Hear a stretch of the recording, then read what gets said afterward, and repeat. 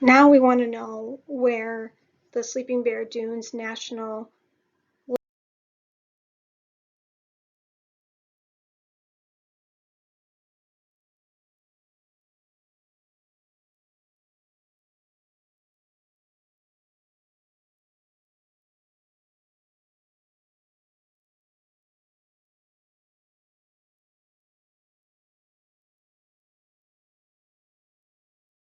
Now I'm going to talk about when they were created. At the end of the last ice age, the Sleeping Bear Dunes were formed.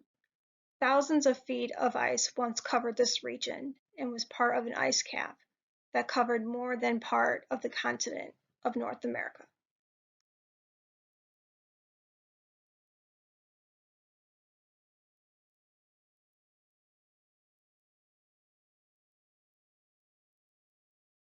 We're going to talk about how the Sleeping Bear Dunes were formed. First, wind blows sand up a glacial moraine to form perched sand dunes. Second, glacial moraines are steep cliffs that were created by retreating glacial ice long ago. And finally, dunes form on the top and ice slides off the cliff. The Sleeping Bear Plateau. What is it supposed to look like? Basically, what it's supposed to look like is that it's supposed to be stretching for at least 5 miles and is 3 miles tall. So if you look to the picture to the left, you can see that it is made up of steep moving sand dunes and high bluffs with a spectacular view.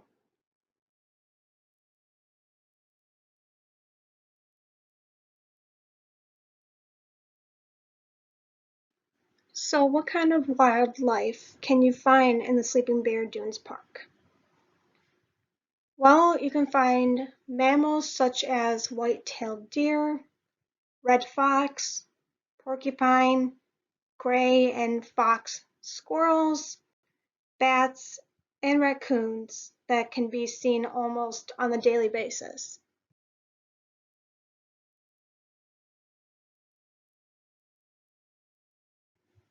So what's the weather like in the Sleeping Bear Dunes National Lakeshore Park? Well, in the summer days have highs ranging from upper 70s to 90s, with lows typically in the 50s to 70s.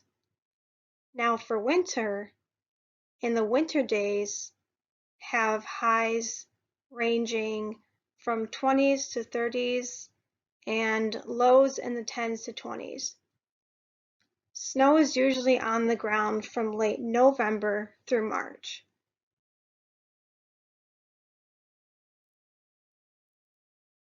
Why is the park important?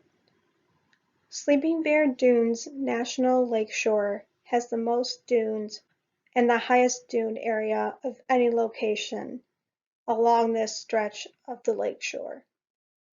Perched dunes are an uncommon type of dune formation found only in a few places on the planet.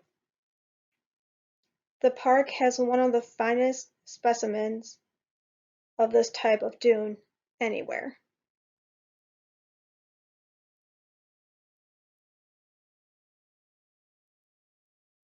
Here are 5 fun activities to do while you're in the Sleeping Bear Dunes Park.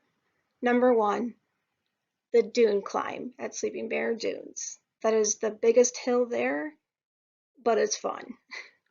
Number 2, Sleeping Bear Dunes. You can do kayak rentals, canoeing, and tubing. Number 3, hike to Lake Michigan. Number 4, visiting Sleeping Bear Dunes beaches. And finally, number 5, there are a lot of trails that you can go on in Sleeping Bear Dunes Park for biking.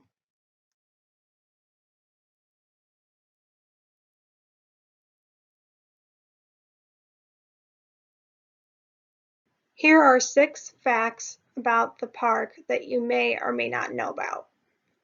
Number 1. Sleeping Bear Dunes was designated a national park on October 20th, 1970. Number 2. The park receives over 1,600,000 visitors a year. Number 3. There are 26 inland lakes and 12 miles of rivers and streams throughout the park. Number 4. 908 species of plants, 246 species of birds, and 4 endangered species call Sleeping Bear Dunes their home. Number 5. Sleeping Bear Dunes is the largest freshwater dune system in the world. And finally, number 6, the tallest dune is 450 feet tall.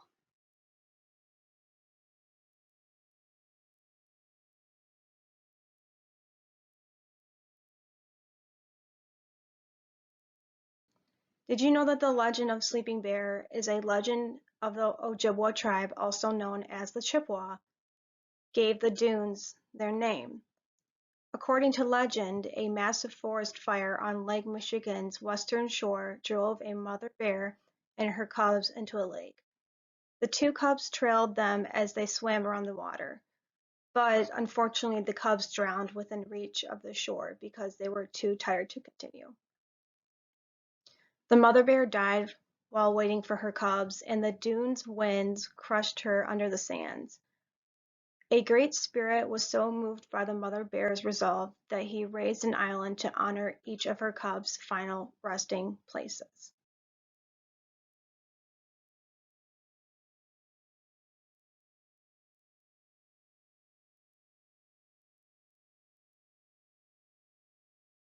Here is some history about the park.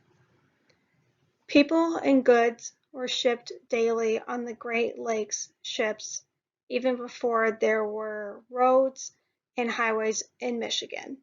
The Manitou Passage, which connects the Manitou Islands to the mainland, was a busy international shipping route.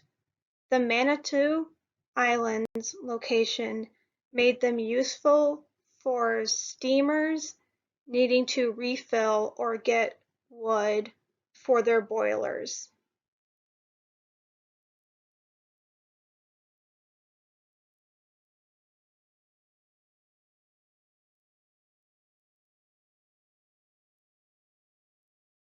So this is Sleeping Bear Dunes Park History Part 2.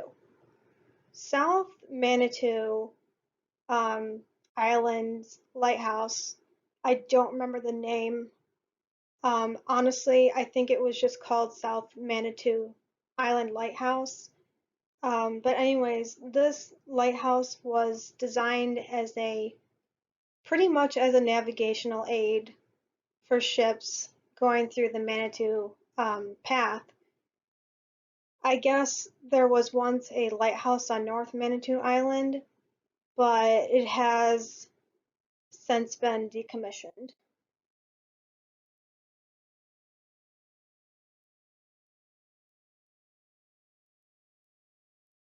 This is the Sleeping Bear Dunes Park History Part 3.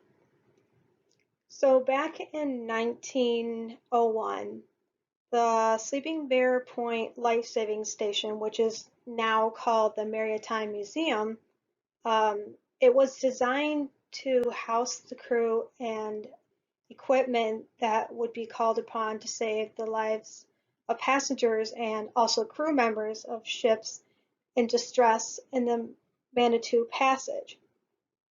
Now, moving forward or further in the years, in 1915, the United States Life Saving Service and also the Revenue Cutter Service came together, well, combined, and they combined to become the United States Coast Guard.